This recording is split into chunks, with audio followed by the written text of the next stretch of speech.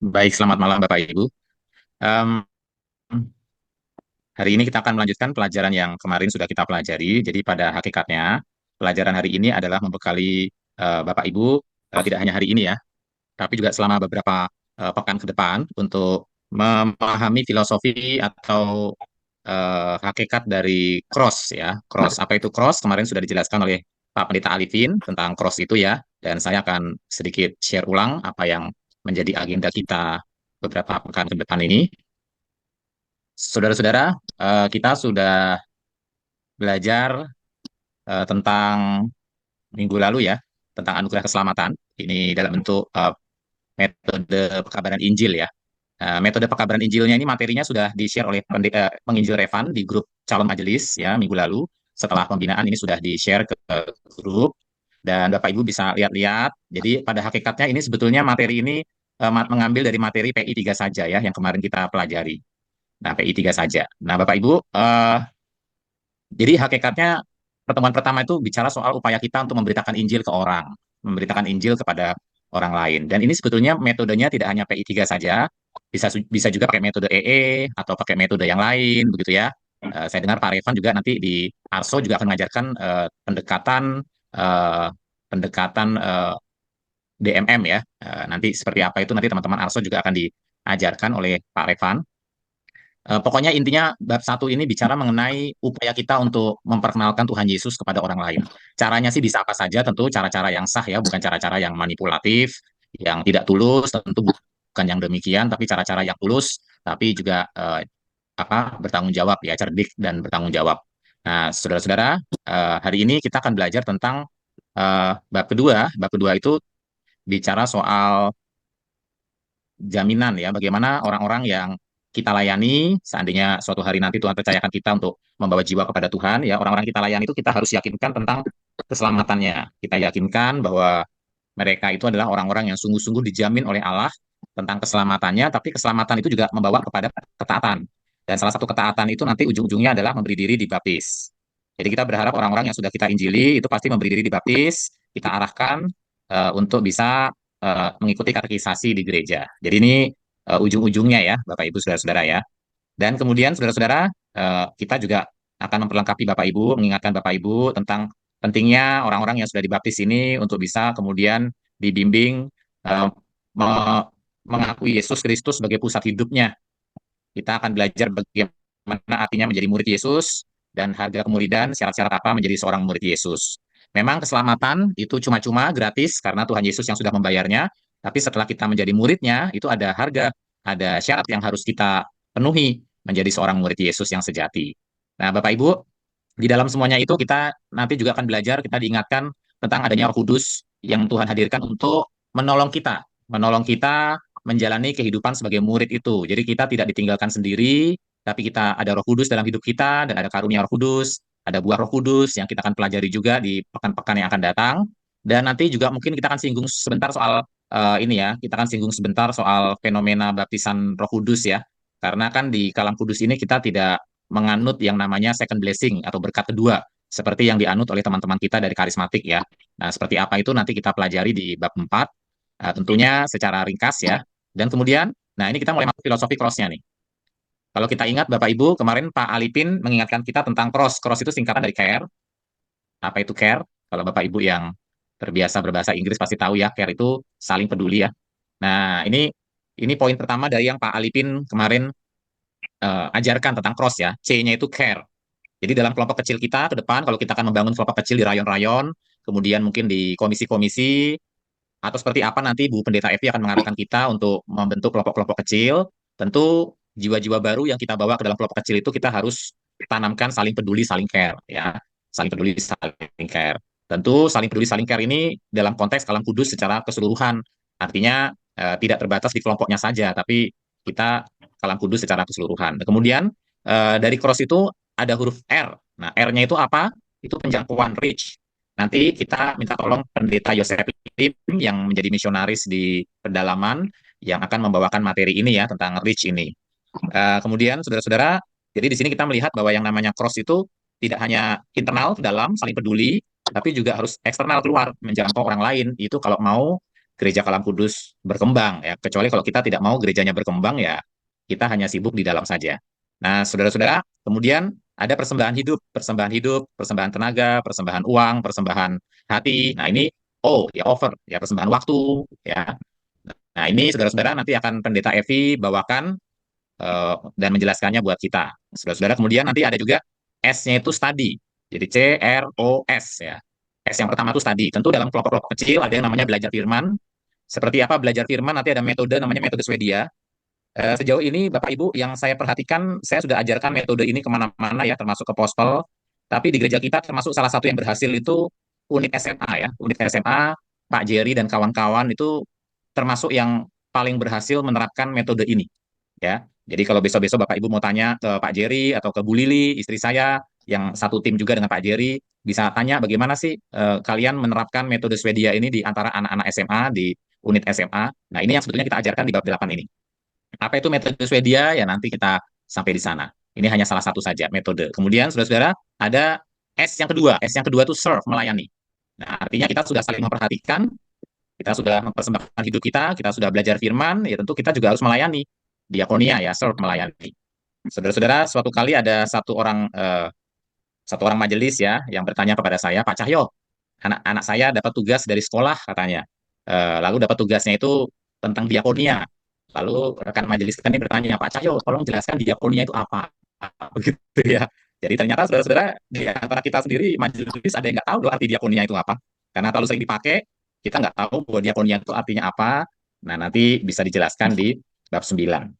Nah, dan terakhir Bapak Ibu Saudara-saudara, pada akhirnya kelompok-kelompok kecil yang kita bentuk itu harus beranak cucu. Ya, satu organisme itu kan pasti akan berbuah ya. Kalau pohon ya berbuah, kalau binatang ya berkembang biak, kalau manusia ya beranak cucu, itu menunjukkan adanya hidup. Ya, kecuali kalau sebuah pohon itu pohon plastik, pohon Natal yang terbuat dari plastik, ya dia mungkin buahnya bagus, tetapi tidak tidak menghasilkan perkembangan atau multiplikasi. Nah, Bapak Ibu Saudara-saudara, orang-orang yang sudah kita injili, orang-orang yang sudah kita bawa untuk mengenal Tuhan Yesus, kita mau yakinkan mereka bahwa mereka ketika menerima Tuhan itu, Tuhan yang mereka percayai adalah Tuhan yang tidak mungkin ingkar janji atau Tuhan yang tidak berubah begitu. Nah, karena itu misalnya ini dalam kelompok kecil ya, kita bisa saling berbagi dulu dari pelajaran minggu lalu, perubahan hidup atau pengertian baru apa yang Bapak Ibu alami setelah Bapak Ibu minggu lalu menerima anugerah pengampunan dosa dari Allah, setelah menerima eh, anugerah pengampunan dengan menyatakan iman percaya kepada Tuhan Yesus. Nah, biasanya kelompok tuh saling berbagi tuh. Oh, saya memahami ini, saya belajar ini, saya mengalami perubahan seperti ini. Tiba-tiba yang tidak suka baca Alkitab, tiba-tiba suka baca Alkitab. Tadinya tidak rindu berdoa, sekarang saya rindu berdoa. Tadinya saya tidak pernah cuci piring di rumah, tiba-tiba saya jadi rajin membantu mama saya cuci piring dan seterusnya dan seterusnya. Nah, itu sebenarnya saya kasih contoh dari kehidupan saya dulu waktu pertama kali kenal Tuhan, Bapak Ibu ya. Tiba-tiba saya jadi rajin cuci piring, rajin bantu orang tua dan mama saya juga jadi heran begitu kenapa anak ini ya. Nah, saudara-saudara, kesulitan dan tantangan apa yang saudara hadapi setelah mengambil keputusan untuk mengikut Tuhan Yesus ya. Kesulitan dan tantangan apa? Mungkin ada yang diusir dari rumah, mungkin ada yang kemudian dia dipukul oleh orang tuanya, mungkin ada yang kemudian tidak diakui ya sebagai anggota keluarga. Nah, itu bisa didiskusikan dalam kelompok. Makanya sebetulnya bahan ini memang enaknya sih onsite ya, jadi kita bisa ketemu begitu.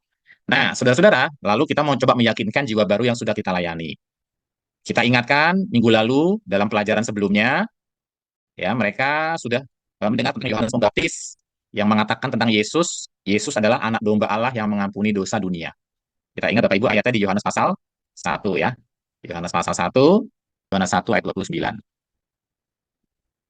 Ya. Keesokan harinya Yohanes melihat Yesus datang kepadanya dan ia berkata, "Lihatlah anak domba Allah yang menghapus dosa dunia." Nah, kita sudah belajar ini di bab 1. Di bab 1 kita sudah belajar, namun ternyata kesaksian Yohanes bukan hanya ini saja. Lalu kita ajak dia juga membaca Yohanes 3 ayat 36. Ternyata dalam Yohanes 3 ayat 36 Tuhan Yesus juga berkata firman Tuhan. Ya, apa isi firman Tuhan dalam Yohanes 3 ayat 36? Siapa yang percaya kepada anak, ia beroleh hidup yang kekal. Maksudnya anak di sini maksudnya Yesus ya. Tetapi siapa saja yang tidak taat kepada anak, ia tidak akan melihat hidup, melainkan murka Allah tetap ada di atasnya, tetap tinggal di atasnya. Jadi barang siapa atau siapa saja yang percaya kepada Yesus, ia beroleh hidup yang kekal. Ya, Itu ayat yang kita baca di dalam Yohanes 3:36. Jadi pertanyaannya, jaminan kepastian apakah yang dinyatakan dalam ayat ini? Ya, kita tinggal kutip saja dari Yohanes 3:36 itu bahwa siapa saja yang percaya kepada Yesus, ia beroleh hidup yang kekal. Tidak ada kata insya Allah di situ, tidak ada kata mudah-mudahan, ya kan? Tapi yang ada adalah sebuah pernyataan siapa saja yang percaya, ia beroleh hidup yang kekal. Nah, jadi saudara ini adalah sebuah jaminan yang diberikan kepada mereka yang percaya kepada Yesus. Itu kita perkenalkan ayat ini kepada orang-orang yang baru kita layani ya. Nah, lalu kita tantang mereka untuk berpikir, Yesus mengatakan barang siapa percaya, ia beroleh hidup yang kekal. Nah, renungkan, jika hidup kekal yang saudara peroleh itu bisa hilang, apakah itu masih dapat disebut sebagai hidup kekal? Namanya kekal kan berarti ya selama-lamanya. Sama seperti Allah. Allah yang memberikan adalah Allah yang kekal, ya, dan dia adalah Allah yang tidak berubah.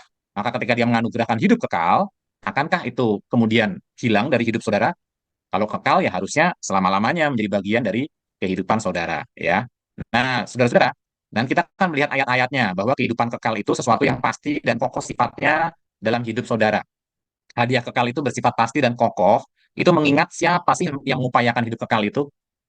Kalau yang mengupayakan hidup kekal itu manusia seperti kita, manusia biasa yang berdosa, ya tentu kita wajar kalau kita takut bahwa pada akhirnya keselamatan itu bisa hilang atau anugerah itu atau hidup kekal itu bisa hilang kalau kita mengingat siapa yang mengupayakannya. Kalau kita yang mengupayakan ya mungkin saja itu hilang. Tapi persoalannya hadiah kekal itu tidak pernah berasal dari manusia. Tapi hidup kekal itu berasal dari Allah, Allah yang mengaruniakan. Nah, kita lihat Efesus 2 ayat 8 sampai 9. Efesus 2 ayat 8 sampai 9. Efesus 2 ayat 8 sampai 9. Sebab karena kasih karunia atau karena anugerah atau karena pemberian, jadi kasih karunia, pemberian, anugerah itu sama saja sebetulnya. Sebab karena pemberian yang cuma-cuma atau anugerah atau eh, kasih karunia dalam bahasa Latinnya itu gratia, gratia itu dari kata gratis. Jadi kata gratis itu bukan bahasa Indonesia saja Bapak Ibu, kata gratis itu dari bahasa Latin. Kata gratis itu bahasa Latin maksudnya ya. Jadi kalau kita belajar bahasa Latin ada kata gratis di sana. Dan apa maksudnya gratis? Cuma-cuma ya. Sebab karena kasih karunia, karena grace, anugerah, kamu diselamatkan oleh iman atau melalui iman tepatnya ya. Itu bukan hasil usahamu, tetapi pemberian Allah. Jadi jelas Bapak Ibu, keselamatan adalah pemberian Allah. Itu bukan hasil pekerjaanmu, jangan ada orang yang memegahkan diri, jangan ada orang yang sombong. Nah, jadi saudara-saudara dari ayat ini kita belajar mengapa hidup kekal itu bersifat pasti dan kokoh? Ya karena kita mengingat siapa yang mengupayakannya, siapa yang menganugerahkannya. Yang menganugerahkannya adalah Allah. Ya, pemberian Allah, kata Efesus 2 ayat 8. Lalu kita juga membaca Titus 3 ayat 5. Di dalam Titus 3 ayat 5, apa yang dikatakan di dalam Titus 3 ayat 5, saudara-saudara? Titus 3 ayat 5 mengatakan, pada waktu itu dianya itu D-nya huruf besar artinya Allah ya. Allah telah menyelamatkan kita bukan karena perbuatan baik yang telah kita lakukan. Ini ayatnya tegas sekali ya. Ini berarti Titus 3 ayat 5 ini jelas-jelas membuat kekristenan itu berbeda dari agama-agama lain. Ya. Pada waktu itu Allah telah menyelamatkan kita bukan karena perbuatan baik yang telah kita lakukan, tetapi karena rahmatnya atau anugerahnya atau kasih karunia-Nya atau pemberiannya yang cuma-cuma, itu istilah yang sama saja ya. Tapi karena rahmatnya oleh permandian kelahiran kembali atau lahir baru dan oleh pembaharuan yang dikerjakan oleh Roh Kudus, ya ayat 6-nya yang sudah dilimpahkannya kepada kita oleh atau melalui Yesus Kristus juru selamat kita. Jadi Bapak Ibu, kembali ke soal tadi nomor 2, hadiah kekal itu bersifat pasti dan kokoh, mengingat siapa yang mengupayakannya. Siapa yang mengupayakannya atau siapa yang menganugerahkannya, yang memberikannya buat kita? Menurut Efesus dan Titus, Allah lah yang menghadirkan atau memberikan atau mengaruniakan hidup kekal itu. Karena itu kita bisa yakin kalau Allah yang memberikan, maka Allah itu adalah Allah yang tidak berubah, Allah yang tidak pelin-pelan, Allah yang tidak pernah gagal dalam rancangannya, tidak pernah menyesal dengan keputusannya, karena dia bukan manusia yang gampang menyesal. Nah, saudara-saudara, jadi kita melihat, eh, sekarang kita lihat nomor 3 ya, saudara-saudara ya. Nah, sekarang kita lihat nomor 3. Oke, hidup kekal itu adalah pemberian Allah, sehingga terjamin atau pasti atau terlindung. Namanya jaminan kan artinya pasti ya. Nah, berdasarkan 3 ayat ini, Yohanes 1 ayat 12, ya, Yohanes 3 ayat 16 sampai 18, Yohanes 10 ayat 27 sampai 30, apa yang Rasul Yohanes ajarkan berkenaan dengan jaminan dari Allah ini. Ini Rasul Yohanes di sini maksudnya Yohanes murid Yesus ya, bukan bukan Yohanes Pembaptis. Ini sudah lain lagi nih orangnya ya, meskipun sama-sama di Injil Yohanes. Nah, Bapak Ibu, nanti di nomor 4 kita akan belajar apa yang Rasul Paulus ajarkan. Nanti di nomor 5 kita akan belajar apa yang Rasul Petrus ajarkan. Jadi ada tiga rasul yang kita singgung di sini. Yang pertama Rasul Yohanes, yang kedua Rasul Paulus, yang ketiga Rasul Petrus. Apa yang para rasul ini katakan tentang jaminan keselamatan? Jadi kalau yang ngomong rasul ini berarti mereka sudah menjadi wakilnya Kristus ya. Yang mereka ajarkan itu sungguh-sungguh diilhami oleh Roh Kudus. Mari kita lihat Yohanes 1 ayat 12. Apa yang diajarkan dalam Yohanes 1 ayat 12. Kita kembali ke Injil Yohanes. Kita hari ini banyak membuka kitab Yohanes, Bapak Ibu ya. Yohanes 1 ayat 12. Tetapi semua orang yang menerimanya diberinya kuasa atau diberinya hak atau otoritas supaya menjadi anak-anak Allah, yaitu mereka yang percaya dalam namanya. Jadi Bapak Ibu dalam ayat ini semua orang yang menerima Yesus itu diparalelkan dengan mereka yang percaya kepada Yesus. Jadi menerima Yesus, percaya Yesus itu sebenarnya istilah yang sama saja begitu. Maksudnya menjelaskan suatu kenyataan yang sama saja gitu ya. Jadi kadang-kadang kita pakai istilah percaya Yesus, kadang-kadang kita pakai istilah menerima Yesus. Nah itu sama begitu pengertiannya ya. Nah semua orang yang menerima Yesus, semua orang yang percaya Yesus diberi hak atau diberi otoritas atau diberi wewenang atau diadopsi. Nah, dalam bahasa teologinya itu diadopsi, diangkat maksudnya ya, diangkat menjadi anak-anak Allah. Jadi ini bedanya kita dengan Yesus, Bapak Ibu. Saya pernah khotbahkan di mimbar.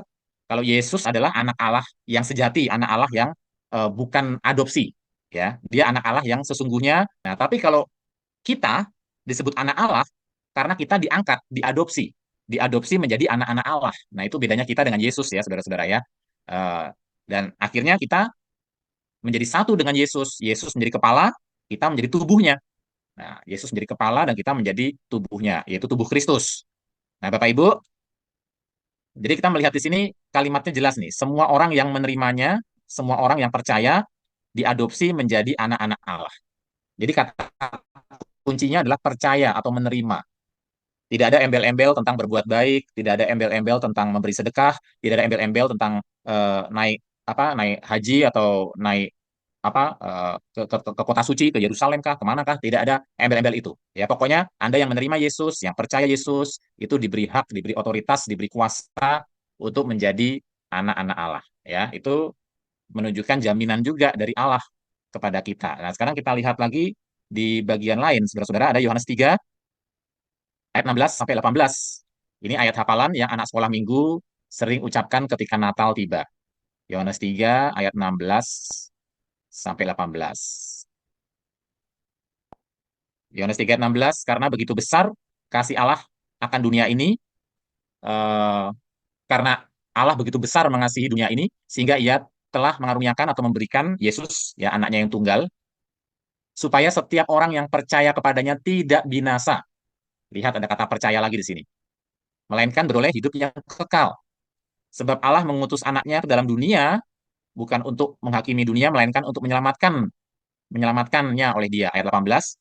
Dan barang siapa percaya kepadanya, ada kata percaya lagi, ia tidak akan dihukum. Tapi barang siapa tidak percaya, ia telah berada di bawah hukuman. Sebab ia tidak percaya dalam nama anak tunggal Allah. Nah, Bapak Ibu, kalau dalam Yohanes 3 ayat 36 diungkapkan, barang siapa tidak taat, ia berada di bawah hukuman. Ya, jadi nanti kita akan melihat kata percaya dan taat di sini ternyata eh, ada ininya ya, ada paralelnya.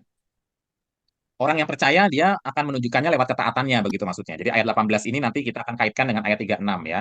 Ayat 36. Nah, tapi dari Yohanes 3 ayat 16 sampai 18 ini kita berkali-kali mendengar kata percaya kepadanya, tidak binasa, tidak akan dihukum. Lagi-lagi itu jaminan tentang kehidupan kekal diberikan oleh Allah kepada kita. Yang terakhir dari Rasul Yohanes, Yohanes 10 ayat 27 sampai 30. Yohanes 10 ayat 27 sampai 30. Bapak Ibu ingat ini tentang domba-domba. Yohanes 10 ayat 27 sampai 30 dikatakan demikian, domba-dombaku mendengarkan suaraku dan aku mengenal mereka dan mereka mengikut aku. Nah, ayat 28 ini yang indah sekali nih, Yohanes 10 ayat 28. Dan aku memberikan atau mengaruniakan atau menganugerahkan atau memberikan cuma-cuma atau merahmati itu sama saja Bapak Ibu ya. Aku memberikan hidup yang kekal kepada mereka dan mereka pasti. Nah, ini indahnya di sini ada kata pasti. Lagi-lagi bukan insya Allah, bukan mudah-mudahan, tapi pasti. Pasti. Kalau hidup kekal itu diberikan oleh Kristus, maka pasti orang yang diberikan hidup kekal itu tidak akan binasa sampai selama-lamanya. Tidak akan binasa sampai selama-lamanya. Nah, dari satu ayat ini, Bapak Ibu, saudara-saudara, sebetulnya tidak mungkin orang Kristen sejati itu murtad sebetulnya. Karena kalau sampai orang Kristen sejati itu murtad, itu berarti Yesus bohong. Nah, Bapak Ibu, apakah berani mengatakan Yesus bohong? Ada yang mengatakan, oh itu kan tergantung kehendak bebas manusia. Berarti Anda mengatakan bahwa Yesus kehendaknya dikalahkan oleh kehendak manusia? Nah, Bapak Ibu, itu tidak bisa demikian. Yesus Allah yang berdaulat. Kalau dia sudah berjanji, pasti, ya pasti. Ya. Dan dia dikatakan pasti tidak akan binasa sampai selama-lamanya.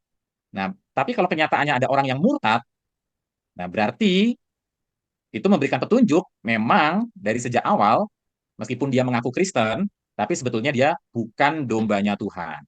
Karena kalau dombanya Tuhan, kita lihat di ayat 27 nih, dombanya Tuhan pasti mendengar suaranya, dan mereka dikenal Tuhan, dan mereka mengikut Tuhan. Dan kepada domba-dombanya ini, ada jaminan pasti tidak akan binasa sampai selama-lamanya. Nah, berarti kalau ada orang Kristen yang mengaku Kristen, bahkan penginjil, ya di Jayapura ini kan ada tuh yang penginjil, ya, tapi murtad juga sekarang jadi Pak Haji tuh, ya ada di Paldam, ya. Nah, berarti memang dari awal mungkin bukan domba, ya, tapi kita tidak tahu akhir hidup orang ya Bapak Ibu ya. Siapa tahu di akhir hidupnya dia kembali. Nah, kalau dia kembali kepada Tuhan ya, ya berarti memang dia domba yang sempat hilang tapi kembali. Jadi saudara-saudara, kita tidak pernah bisa tahu mana Kristen sejati, mana yang tidak, ya. Jadi kita tidak bisa eh, cepat menghakimi orang begitu ya. Ya bisa saja dia hari ini meninggalkan Tuhan, tapi kita doakan terus, siapa tahu satu kali nanti ada waktunya dia sadar dan dia kembali kepada Tuhan, dan terbukti memang ternyata dia dombanya Tuhan, tapi domba yang sempat hilang begitu ya, tapi dia kembali. Tapi ada juga yang memang dia mengaku Kristen, penginjil, kemudian dia murtad meninggalkan Tuhan, ya. Itu bukan berarti Tuhan yang bohong, bukan berarti Tuhan Yesus tidak tepat janji dengan ayatnya di Yohanes 10 ayat 28 ini, tapi memang mungkin dia dari sejak awal dia bukan dombanya Tuhan. Dia bukan dombanya Tuhan yang sungguh-sungguh mendengarkan suaranya Tuhan. Dia hanya merasa dia mendengar suaranya Tuhan. Nah, karena itu Bapak Ibu, menjadi orang Kristen iman itu penting. Perasaan bisa menipu. Ya, perasaan bahwa kita ini sedang melayani, perasaan bahwa kita ini sedang ikut Tuhan, ternyata bisa menipu. Ya. Nah, Bapak Ibu, saudara-saudara, itu akan selalu diuji oleh waktu, akan selalu diuji oleh kenyataan hidup. Ya, apakah sungguh-sungguh kita ini dombanya Tuhan atau bukan? Ya, dalam kondisi baik-baik pasti kita akan mengatakan saya dombanya Kristus. Tapi kalau misalnya nanti suatu kali jangankan parang di jangankan parang di leher ya, tusuk gigi aja. Ya, ada orang yang mengancam kita dengan tusuk gigi. Ini tusuk gigi saya akan tusukkan ke mata kamu asal kalau kamu mengaku kamu pengikut Yesus. Tapi kalau kamu berani mengatakan bahwa kamu bukan pengikut Yesus, maka matamu baik-baik saja. Nah, Bapak Ibu, saudara-saudara, jadi kita jangan bicara parang dulu ya. Tusuk gigi aja. Ya, kalau ada orang mengancam kita dengan tusuk gigi, kehilangan mata, atau ikut Yesus, nah itu pilihan pasti berat sekali. Nah, tapi disitulah terbukti kita ini domba atau bukan. Nah, Bapak Ibu, saudara-saudara, karena itu tidak ada seorang pun di antara kita yang bisa apa ya menyombongkan diri dan mengatakan saya pasti setia begitu ya. Ya kita lihat aja nanti ya. Itu semua hanya karena pertolongan Tuhan. Seperti kata Bu Citra ya. Bu Citra bilang dalam bukunya itu saya tulis tidak perlulah kita membesar-besarkan nama Pak Citra karena kalaupun Pak Citra bisa setia sampai akhir itu karena Tuhan. Itu kata Bu Citra demikian ya. Kalaupun Pak Citra bisa setia sampai akhir itu pun karena Tuhan. Nah, saudara-saudara, dan Yesus mengatakan lagi, dan seorang pun tidak akan merebut domba-domba itu dari tanganku. Dan seorang pun itu termasuk ya diri kita sendiri, termasuk iblis, termasuk manusia-manusia lain, tidak akan dapat merebut mereka dari tanganku. Karena apa? Karena ayat 29. Bapakku yang memberikan mereka kepadaku, Bapakku yang memberikan domba-domba ini kepadaku, lebih besar dari siapapun, dan seorang pun tidak dapat merebut mereka dari tangan Bapa. Aku dan Bapa adalah satu. Jadi Bapak Ibu, jaminan apa lagi yang kurang kuat dari ini ya? Karena Tuhan Yesus sendiri yang mengatakan, kalau sekali jadi dombanya Tuhan, itu akan selalu jadi dombanya Tuhan. Nah, masalahnya, apakah betul saya dombanya Tuhan? Nah, tentu itu harus diuji apakah kita dengar-dengaran kepada Tuhan atau tidak. Karena domba-dombaku akan mendengarkan suaraku, itu kata Tuhan. Nah, tapi janji Tuhan, kalau kamu memang domba-dombaku, selemah apapun, sekeras kepala apapun, sebagai domba-domba, tidak seorang pun yang akan merebut mereka dari tanganku dan dari tangan Bapa. Jadi Bapak Ibu, dari sini kita melihat tiga ayat ini sebetulnya memberikan penghiburan yang luar biasa loh Bapak Ibu buat Bapak Ibu dan saya begitu. Penghiburan bahwa kita tuh punya Allah tuh yang memelihara keselamatan kita sampai akhir loh. Dan anak-anak kita dimanapun mereka berada, ketika mereka di luar kota, ya kita doakan ayat ini. Ya Tuhan, Engkau sudah berjanji, anak cucuku adalah orang-orang yang percaya kepada Tuhan. Kita doakan sungguh-sungguh mereka adalah domba-domba Tuhan yang mendengarkan kata-kata Tuhan, dengar-dengaran kepada Tuhan, dan janji Tuhan bahwa domba-dombamu akan kau jaga, tidak seorang pun akan merebut mereka dari tanganmu. Karena itu Tuhan, peliharalah iman anak-anakku, peliharalah iman cucu-cucuku, dimanapun mereka berada. Wah, ini ayat ini indah sekali Bapak Ibu ya, untuk kita sebagai orang tua merasakan tenang ya, karena Yesus dan Bapa sendiri menjamin iman dari anak-anaknya. Nah Bapak Ibu, tapi di sini kita juga belajar sedikit ya, bahwa ternyata kalau kita bisa percaya kepada Yesus, itu ayat 29 tuh. Bapakku yang memberikan mereka kepadaku. Jadi kalau kita sampai percaya, kalau sampai kita bisa percaya kepada Yesus, Bapak Ibu, itu pun karena Bapa di surga itu yang memberikan kita ini kepada Yesus, Bapa di surga yang menyerahkan kita kepada Yesus. Artinya kalau tidak ada campur tangan Bapa di surga, kita nggak mungkin percaya Yesus, Bapak Ibu. Ya, jadi Bapalah yang punya kuasa untuk mengubahkan hati kita, mengubahkan pikiran kita yang keras ini sehingga jadi lembut dan akhirnya mau mengaku dan percaya kepada Tuhan Yesus. Jadi lagi-lagi keselamatan kita itu karena anugerah dan segala pujian kemuliaan kembali kepada Tuhan. Nah, Bapak Ibu, Saudara, sekarang kita menemukan di sini tiga ayat yang indah ya, jaminan dari Allah, jaminan dari Tuhan Yesus bahwa orang-orang yang percaya kepada Tuhan dijamin hidup kekalnya, dijamin keselamatannya. Sekali domba tetap domba, tetapi ya itu tadi namanya domba pasti mendengar suara gembalanya. Nah, tinggal kita tanya ke dalam diri kita aja, kita dengar-dengaran nggak dengan suara sang gembala. Nah, Bapak Ibu, sekarang dari Rasul Paulus. Nah, apa yang Rasul Paulus ajarkan? Kalau tadi kan Rasul Yohanes ya. Nah, Rasul Paulus juga mengucapkan kalimat yang indah sekali ini dalam Roma 8 ayat 35 sampai 39 tentang jaminan hidup kekal, jaminan keselamatan. Nah, ayatnya indah sekali Bapak Ibu. Kita coba lihat Roma 8 ayat 35 sampai 39. Dalam ayat 35, Rasul Paulus mengatakan begini. Siapakah yang akan memisahkan kita dari kasih Kristus?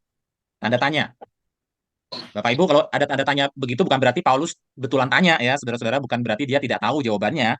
Ini namanya pertanyaan retorika. Pertanyaan retorika itu artinya pertanyaannya itu sebetulnya sudah jelas jawabannya dan nggak perlu dijawab begitu. Ya sama seperti kalau mama-mama pulang kerja lalu melihat ada kaos kaki, sepatu bergelimpangan di mana-mana di meja makan gitu ya. Lalu dia tanya sama anaknya, "Nak, kaos kaki lokasinya di meja makan ya?" Nah, itu kan bukan berarti mamahnya nggak tahu kaos kaki itu harusnya di mana. Nah, ketika seorang mama bertanya begitu kan harusnya itu pertanyaan retorika, pertanyaannya nggak perlu dijawab begitu loh. Jadi anaknya mesti sadar sendiri bahwa memang langsung dia ambil kaos kakinya, langsung dia bereskan ke tempat sepatu. Jadi nggak perlu dijawab. Demikian juga pertanyaan ini, siapakah yang akan memisahkan kita dari kasih Kristus? Harusnya jawabannya sudah jelas. Ya tidak ada. Tidak ada yang dapat memisahkan kita dari kasih Kristus. Ini pertanyaan retorika saja. Lalu Paulus menanyakan lagi, penindasan, kesesakan, aniayakah, kelaparankah, ketelanjangankah, atau bahayakah, atau pedangkah, atau kalau kita tambahkan sekarang ya Bapak Ibu ya, atau pistolkah, atau tusuk gigikah, atau nuklirkah, atau parangkah, apakah yang bisa memisahkan kita dari kasih Kristus? Itu semua tidak. Kerusuhan tidak begitu ya. Jadi apapun yang terjadi Bapak Ibu tidak ada yang dapat memisahkan kita dari kasih Kristus. Nah, tentu ayat ini menunjukkan bahwa ternyata hidup orang Kristen tidak berarti kemudian lolos dari semua hal-hal buruk ini. Kita bisa saja mengalami loh Bapak Ibu. Dari antara kita calon majelis yang ada di sekarang ini, yang ada di Zoom ini, kita tidak tahu siapa yang akan mendapat kehormatan untuk mengalami aniaya seperti ini. Bisa satu di antara kita mungkin, tiga di antara kita mungkin. Nah, Bapak Ibu, jadi kita nggak pernah tahu siapa yang akan mendapatkan kehormatan untuk bisa ikut menderita bersama Kristus. Nah, yang pasti kita sekarang dalam hidup sehari-hari juga sudah menderita kan? Ya, ada mungkin bahaya ancaman kelaparan karena cuaca yang tidak menentu, ada penganiayaan, kerusuhan, rasialisme, dan sebagainya. Nah, apakah semua itu bisa melepaskan kita dari kasih Kristus? Jawabannya tidak. Nah, kenapa ayat 37? Saya lompat ke ayat 37 ya Bapak Ibu ya, ayat 37 dan ayat 38 sampai ayat 39 ya. Tetapi dalam semuanya itu kita lebih daripada orang-orang yang menang. Oleh Dia yang telah mengasihi kita. Makanya ada lagunya Bapak Ibu ya. Kitalah umat pemenang, kita umat pemuji. Nah, ayat 38. Sebab aku yakin bahwa baik maut maupun hidup, baik malaikat-malaikat maupun pemerintah-pemerintah, baik yang ada sekarang maupun yang akan datang, atau kuasa-kuasa, baik yang di atas maupun yang di bawah, atau sesuatu makhluk lain termasuk iblis pun, iblis kan makhluk ya Bapak Ibu ya, tidak akan dapat memisahkan kita dari kasih Allah yang ada dalam Kristus Yesus Tuhan kita. Nah, kata kasih Allah di sini maksudnya kasih dalam pengertian kasih yang menyelamatkan begitu. Kasih kasih yang menyelamatkan, kasih yang membawa ke dalam kehidupan kekal. Nah, jadi Bapak Ibu Saudara ini jaminan keselamatan atau jaminan hidup kekal yang Tuhan berikan lewat Rasul Paulus. Sekarang terakhir, dari Rasul Petrus. Apa yang Rasul Petrus katakan tentang jaminan ini? 1 Petrus 1 ayat 3 sampai 5. Ini terakhir untuk poin ini ya. 1 Petrus 1 ayat 3 sampai 5. Terpujilah Allah dan Bapa Tuhan kita Yesus Kristus, yang karena rahmatnya yang besar, anugerahnya yang besar, kasih karunia-Nya yang besar, itu sama saja, telah melahirkan kita kembali, melahirbarukan kita oleh kebangkitan Yesus Kristus dari antara orang mati kepada suatu hidup yang penuh pengharapan. Jadi kebangkitan Yesus itu memberikan jaminan untuk kita mengalami kehidupan baru atau kelahiran baru.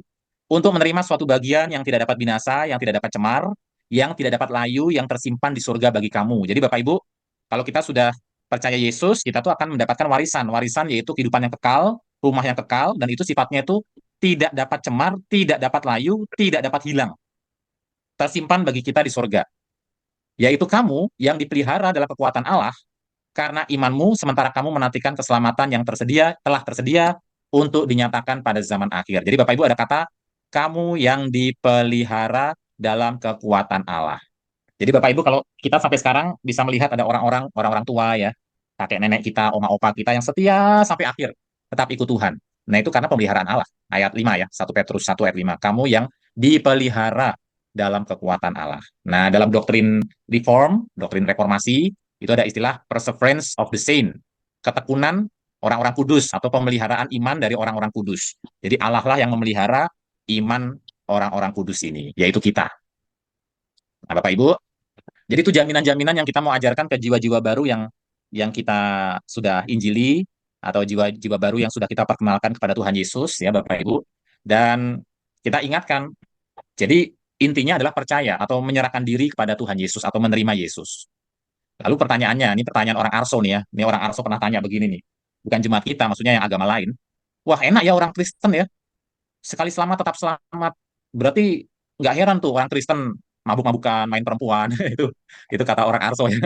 Saya pernah dengar mereka ada yang ngomong begitu ya. Wah enak sekali orang Kristen ya, sekali selamat tetap selamat, makanya hidupnya sembarangan. Nah, tapi kan ayat yang kita baca tadi, ini saudara, Yohanes 3:36 ini tadi ya, Yohanes 3:36. Menurut Yohanes 3:36, dengan iman atau percaya, saudara beroleh hidup kekal dan menjadi anak Allah. Semua itu terjamin, pasti terlindung, ya dan amin. Ya, amin di sini bukan amin capres nomor satu ya, ini amin artinya ya, begitu ya, pasti terjadi. Namun iman atau percaya itu adalah iman atau percaya yang melahirkan ketaatan. Nah itu dia Bapak Ibu. Jadi nggak mungkin orang Kristen yang sejati itu tidak taat karena pasti akan melahirkan ketaatan. Berdasarkan apa yang Alkitab ajarkan tentang pentingnya ketaatan. Yaitu dalam Yohanes 3 ayat 36 tadi. Barang siapa percaya kepada Yesus, apa bunyinya Bapak Ibu tadi? Akan beroleh hidup yang kekal. Nah, barang siapa tidak taat, ini menarik sekali Bapak Ibu ya. Dia menggunakan kata tidak taat loh, bukan tidak percaya loh. Meskipun di dalam Yohanes 3 ayat 18 itu menggunakan kata percaya begitu ya. Jadi sebenarnya percaya dan taat ini sebetulnya seperti seperti koin, seperti satu koin dengan dua sisi begitu loh, nggak terpisahkan ya. Ada percaya di sini, ada taat di sisi yang sebelah sini gitu. Jadi sebenarnya nggak terpisahkan ya.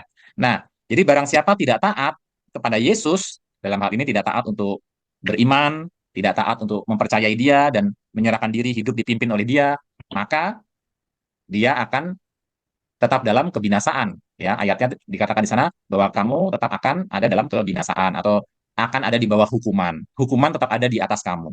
Ya.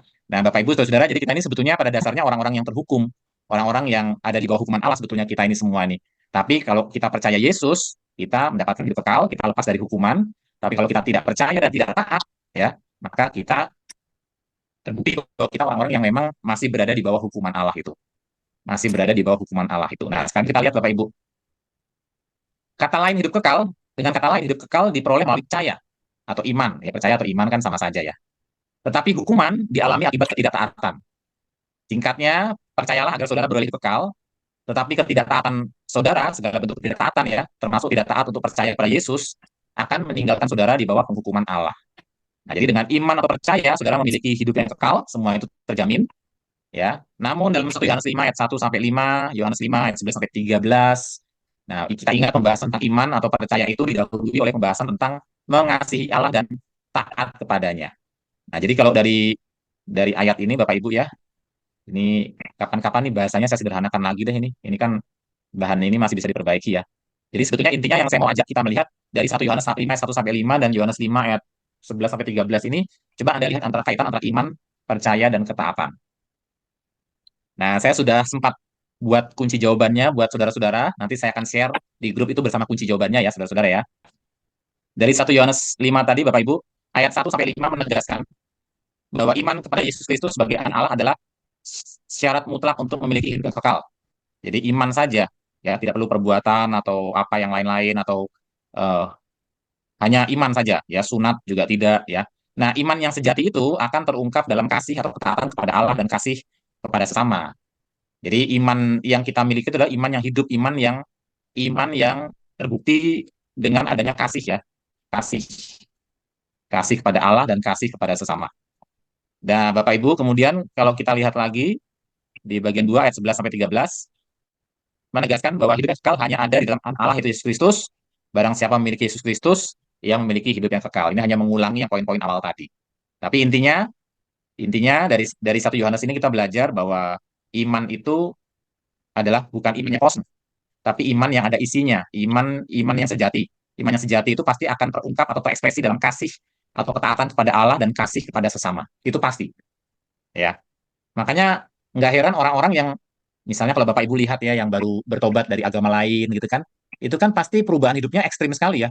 Dari yang tadi menyembah berhala, tiba-tiba dia meninggalkan sesajennya, meninggalkan jin-jinnya, meninggalkan jimat-jimatnya, dan benar-benar hidupnya berubah. Yang tadinya keras menjadi lemah lembut, yang tadinya sombong karena punya ilmu bela diri, ilmu kebal, tiba-tiba menjadi sangat rendah hati begitu ya. Karena iman sejati itu pasti ada isinya, nggak mungkin iman yang kosong.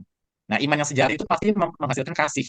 Kasih ketaatan atau dalam bahasa Yohanes 10 tadi, domba-dombaku akan mendengarkan suaraku. Dan kasih itu kepada Allah, ketaatan kepada Allah, dan kasih kepada sesama. Pasti ada yang berubah. Pasti ada yang berubah. Nah, Bapak Ibu, Saudara, jadi kalau ada orang Kristen yang mengaku bertobat tapi masih minum mabuk, ya ya mungkin dia bukan dombanya Tuhan atau mungkin domba yang masih keras kepala kali ya, nunggu nunggu ditimpuk dulu sama Tuhan baru beneran insyaf ya, kita nggak tahu ya. Nah, sekarang menarik sekali berdasarkan Markus 16 ayat 16. Seperti apa keadaan orang yang diselamatkan dan seperti apa yang tidak diselamatkan? Pelajaran apa yang Anda dapatkan dari Markus 16 ayat 16 ini tentang iman percaya dan taat? Nah, ini menarik sekali Bapak Ibu ya. Di Markus 16 ayat 16, barang siapa percaya dan dibaptis, itu akan diselamatkan. Nah, yang bikin tanda tanya ini nih, kenapa harus ada kata dibaptis? Karena baptis itu menjadi syarat untuk orang diselamatkan. Nah, ini gunanya Bapak Ibu kita membaca Alkitab itu tidak bisa sepotong-sepotong. Kalau kita cuma nyomot ayat ini saja, kita bisa sesat, ya. Maka kita perlu bandingkan dengan ayat-ayat lain yang memberikan kejelasan. Misalnya ayat-ayat tentang peristiwa Yesus dan penjahat di sebelahnya. Saya nggak, ya Alkitab tidak mencatat sebelah kiri, sebelah kanan ya, pokoknya di sebelahnya. Nah, kalau kita ingat penjahat yang di sebelah Yesus itu dia percaya, ya dia percaya. Tapi dia nggak sempat dibaptis, Bapak Ibu. Buru-buru dibaptis ya kan dia nggak ada adegan Yesus aku turun dulu ya nanti kita naik lagi, saya turun dulu cari air kita baptis terus kita naik lagi. Nah kan nggak begitu ya Bapak Ibu ya. Ya pokoknya orang penjahat itu hanya mengatakan Yesus kalau kamu tiba di kerajaanmu ingat akan aku ya begitu ya. Dia cuma bilang begitu aja, ingatlah akan aku. Nah Yesus mengatakan pada hari ini juga kamu akan bersama-sama dengan aku di Firdaus. Bersama-sama dengan aku di Firdaus. Nah, Bapak Ibu, saudara-saudara, artinya dia bersama Yesus begitu. Hanya dengan mengatakan, Yesus, ingatlah akan aku. Dia nggak sempat dibaptis, Bapak Ibu. Nah, tapi kenapa Markus mengatakan percaya plus baptis? Nah, tapi dari kisah yang kita baca tadi tentang Yesus dan penjahat di sebelah itu, kita belajar bahwa ternyata baptisan itu bukan persyaratan yang menjadi syarat untuk keselamatan, ya. Jadi murni kalau kita baca dalam Efesus 2 ayat 8 sampai 9 yang kita sudah baca, keselamatan itu hanya karena kita percaya kepada Yesus. Nah, tapi baptis ini apa nih? Nah, yang menarik Bapak Ibu ya, kita kita lanjutkan lagi ya Bapak Ibu ya. Yang menarik masih di ayat yang sama dikatakan yang tidak percaya akan dihukum. Nah, menariknya Bapak Ibu, yang tidak percaya di sini tidak ada keterangan tidak dibaptis itu nggak ada, ya. Tidak ada keterangan yang tidak percaya dan tidak dibaptis akan dihukum, tidak ada. Ya, nggak ada sambungannya. Kalimatnya tuh nggak ada begini, ya. Jadi kalimatnya tuh bukan begini ya Bapak Ibu ya. Ya, ini bukan begini. Jadi Bapak Ibu, apa artinya baptisan di sini berarti? Ya. Kalau Markus mau lengkap kan harusnya harusnya ya kalimatnya kan barang siapa percaya dan dibaptis diselamatkan, barang siapa yang tidak percaya dan tidak dibaptis akan dihukum. Tapi kenapa nggak ada kata tidak dibaptis di sini? Nah, ini memberikan petunjuk Bapak Ibu bahwa baptisan itu bukan syarat untuk keselamatan. Tapi baptisan ini dipasangkan dengan percaya. Kenapa? Karena orang yang percaya, imannya itu bukan iman yang kosong, iman yang dibuktikan dengan ketaatan. Ketaatannya apa? Ketaatan untuk menaati perintah Tuhan untuk memberi diri dibaptis, ya, memberi diri dibaptis. Jadi baptisan ini adalah bukti dari percaya itu. Baptisan ini adalah bukti dari adanya iman itu. Jadi bukan syarat keselamatan, tapi dia adalah bukti bahwa Anda itu telah percaya kepada Yesus, maka Anda memberi diri dibaptis. Jadi baptisan di sini adalah ekspresi dari iman seseorang. Baptisan di sini adalah ekspresi dari kepercayaan seseorang.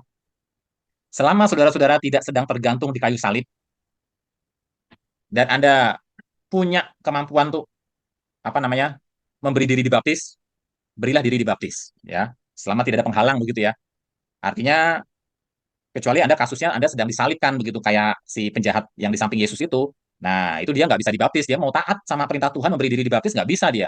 Nah, tapi kita belajar di sini ya, baptisan adalah perintah Tuhan. Matius 28 ayat 19 sampai 20. Pergilah jadikanlah semua bangsa muridku dan baptislah mereka. Jadi baptisan itu perintah. Jadi kita diperintahkan untuk memberi diri dan membaptis untuk orang yang mau percaya itu dibaptis. Nah, Bapak Ibu karena itu Saudara, maka baptisan di sini adalah ekspresi dari kepercayaan itu, bukti dari iman yang hidup itu. Ya, bukan bukan syarat keselamatan. Ya, bukan syarat keselamatan. Nah, itu sebabnya Bapak Ibu di dalam kalimat lanjutannya tidak ada kata baptisan lagi di sini. Ya, di sini makanya tidak ada kata baptisan lagi kan? Ya, karena memang baptisan itu pasangannya dengan percaya. Nah, saudara,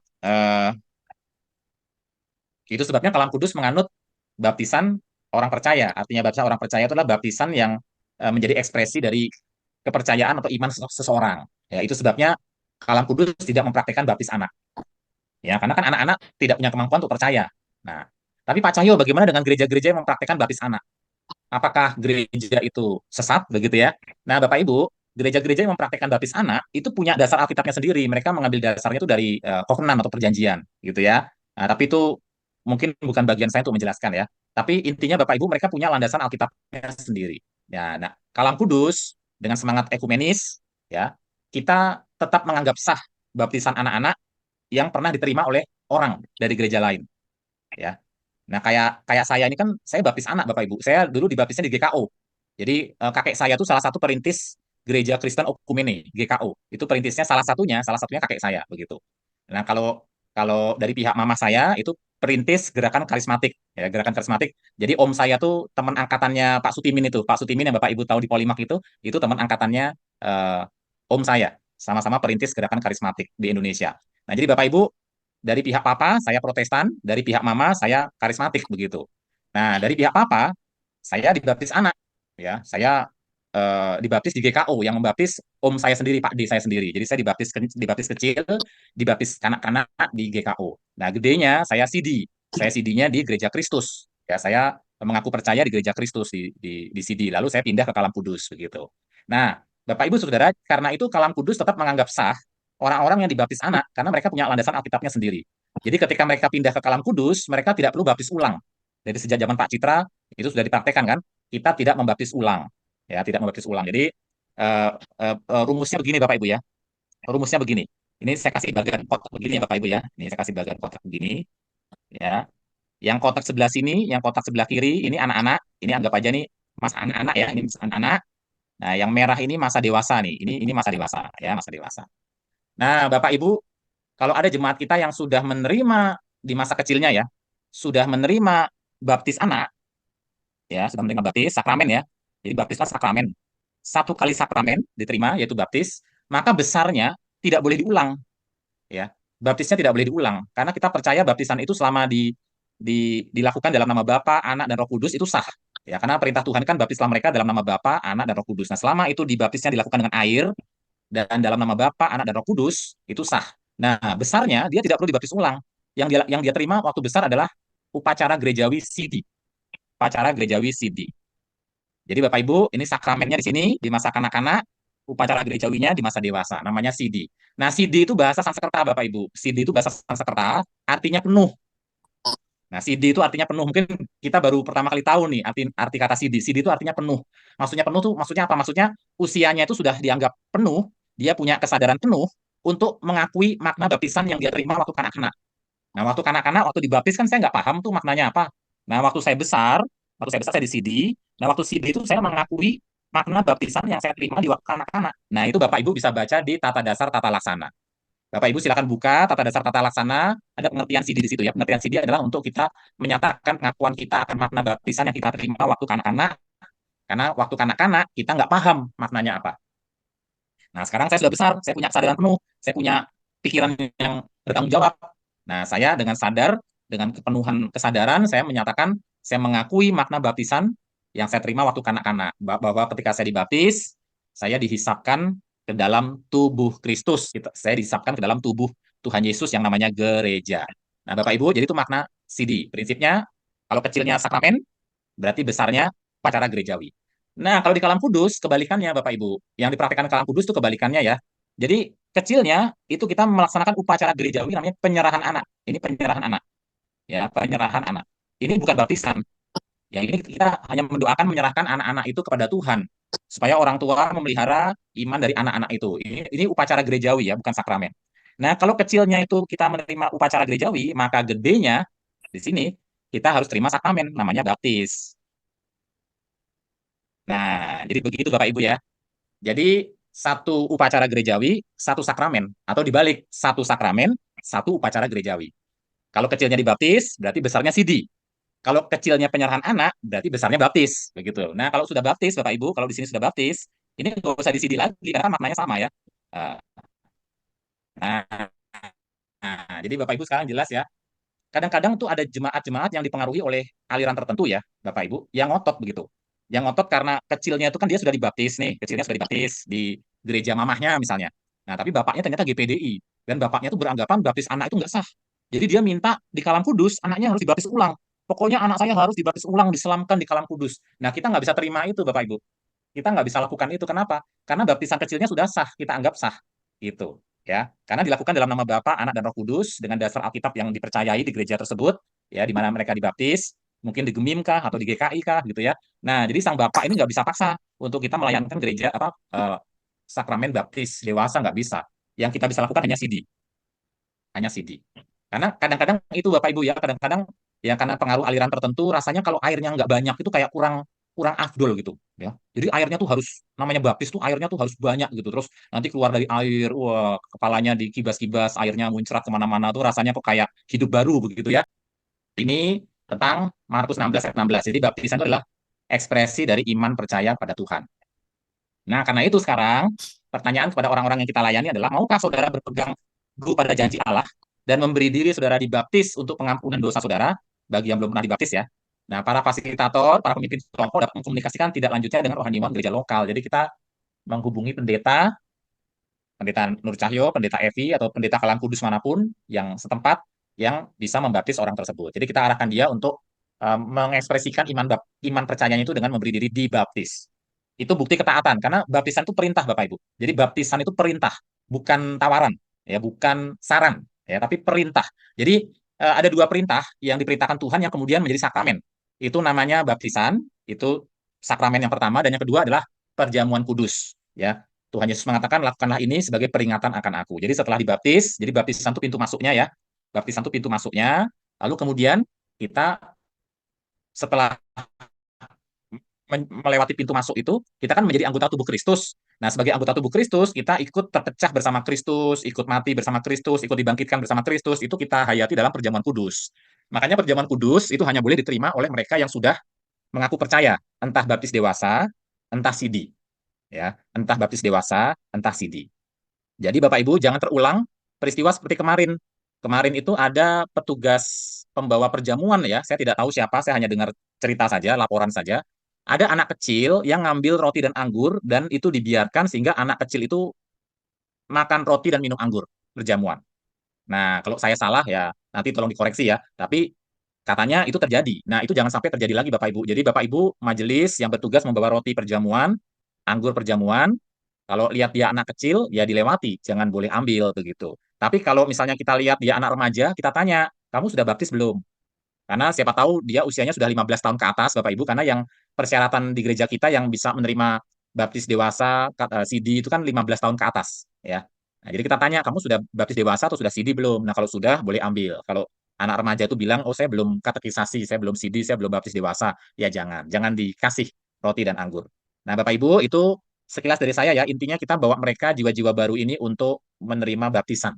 Baptisan untuk mereka itu menyatakan ketaatan mereka pada perintah Tuhan, menjadi anggota tubuh Kristus. Ya. Nah, ayat hafalannya Bapak Ibu Yohanes 3 ayat 36 ya, dan minggu depan kita akan belajar orang-orang yang sudah dibaptis ini, orang-orang yang sudah percaya Yesus dan memberi diri dibaptis ini harus hidup berpusat pada Kristus. Apa artinya berpusat pada Kristus? Ini dalam bahasa Yunani itu Kristus lambangnya begini ya. Ciro, ya ini ini ro. Ini singkatan dari Kristos ya, Kristos atau Kristus ya. Nah, Bapak Ibu, bahwa kita harus hidup berpusat pada Kristus. Seperti apa hidup berpusat pada Kristus itu minggu depan akan dibawakan oleh rekan rohaniwan yang lain ya. Ada rekan rohaniwan lain yang kami akan bergiliran membawakan materi filosofi cross ini. Nah, Bu Pendeta Evi, saya pikir itu dari saya. Saya kembalikan pada Bu Pendeta Evi. Terima kasih, Pak Cahyo. Bapak Ibu, apakah ada hal yang mau ditanyakan berkaitan dengan materi di malam hari ini sebelum kita tutup? Semuanya sudah aman, Pak Cahyo. Puji Tuhan, Alhamdulillah. Iya, terima kasih banyak, Pak Cahyo sudah memberikan penjelasan berkaitan dengan tema kita malam hari ini, jaminan keselamatan. Biarlah kita sebagai tim leader di gereja bisa memahami dengan baik dan seperti minggu lalu macam-macam metode dan kita sudah belajar PI3 saja ketika kita memberitakan Injil, maka lanjutan ini juga penting supaya ada jaminan pengertian poin-poin yang sangat esensial dalam iman Kristen. Ya, minggu lalu saya juga ditanya beberapa pertanyaan dan itu memang hal-hal yang terjadi begitu ya ketika tentang kelas katekisasi dibuka. Ada yang bertanya tentang anaknya, ini anak saya isinya apa ya? CD atau baptis gitu. Nah, saya jelasin gitu ya, seperti poin-poin tadi Pak Cahyo jelaskan. Oh, mereka baru ngerti. Ada juga yang beranggapan, oh, kalau karena tidak baptis kecil, maka dibaptis dewasa, habis itu di CD gitu. Nah, saya bilang kalau udah baptis dewasa nggak perlu di CD lagi. Di CD itu, kalau Kalam Kudus itu kan akomodir mengakui anak dari apa namanya denominasi gereja lain yang baptis anak. Kita tidak menolak itu. Nah, tapi kita melakukan CD. Ya, tetap harus ikuti kelas katekisasi begitu. Seperti itu. Bapak Ibu ada yang mengatakan kalau saya Katolik, terus saya waktu itu masuk ke Kristen, saya disuruh baptis lagi. Seperti itu ya. Karena bergabungnya ke gereja karismatik ya. Tadi Pak Cahyo mengatakan kalau dibaptis dalam nama Allah Bapa, Anak dan Roh Kudus itu berarti baptisan yang sah begitu ya. Saya bilang baptisan itu tidak menyelamatkan, tapi itu ada ekspresi tadi itu ya tindakan ketaatan kepada Tuhan. Seperti itu. Nah, banyak orang yang mengaitkan harus dibaptis, padahal nggak siap dengan pengakuan imannya. Ada juga yang seperti itu. Makanya banyak yang menunda, ada yang sudah kerja ternyata belum dibaptis atau belum sidi sampai saat ini. Ya, seperti itu Bapak Ibu ya.